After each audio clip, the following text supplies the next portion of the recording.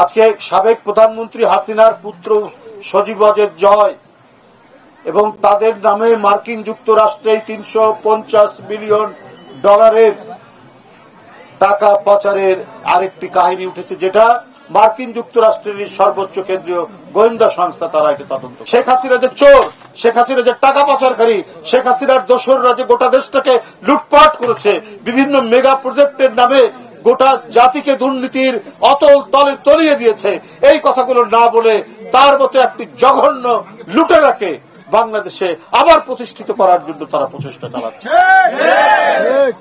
আর এই চালাতে গিয়ে আজকে নয়নরা জীবন দিচ্ছে, দেশটাকে রক্ষা করার জন্য জীবন দিচ্ছে, আগুন নিবারণের জন্য। যে কত করাপশন, কত দুর্নীতি, কত হাজার হাজার কোটি টাকার পাচারের যে কাহিনী ছিল, সেটা যাতে আপনার আলোর মুখ দেখতে না পারে, সেই কারণেই এই চক্রান্ত, এই ষড়যন্ত্র করা হয়েছে। সুতরাং আমাদের সামনে অনেক কাজ বাকি আছে। আমরা যদি গণতন্ত্রকে একটি স্থায়ী রূপ দেই, আমরা যদি আমাদের স্বাধীনতা সার্বভৌমত্বকে রক্ষা করতে পারি, তাহলেই এই দেশটি টিকবে, এদেশের মানুষের নাগরিক স্বাধীনতা নিশ্চিত হবে। পার্শ্ববর্তী দেশ থেকে দেখেন, গোটা পৃথিবীর সমস্ত দেশ রাষ্ট্রনায়করা তারা শেখ হাসিনার এই পতন এবং নতুন যে একটা গণতন্ত্রের সম্ভাবনার জন্য তারা এদেশের গণতন্ত্রকামী আন্দোলনরত যারা শহীদ হয়েছেন এবং যারা সংগ্রাম করেছেন, আহত হয়েছেন, প্রত্যেকের প্রতি তারা সংহতি জানিয়েছেন।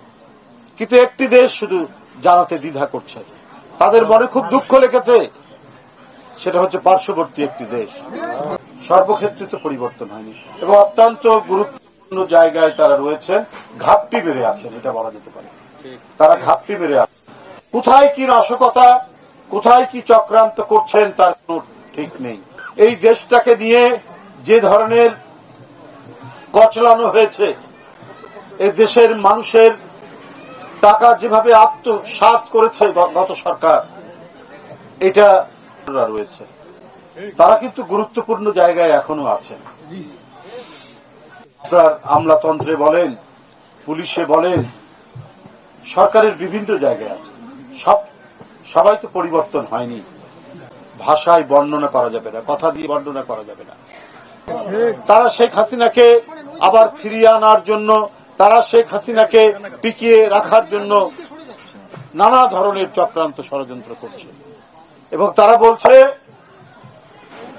যে বাংলাদেশে সংখ্যালঘু নিপীড়ন হচ্ছে, নির্যাতন হচ্ছে, মানে নতুন একটা বয়ান তৈরি করে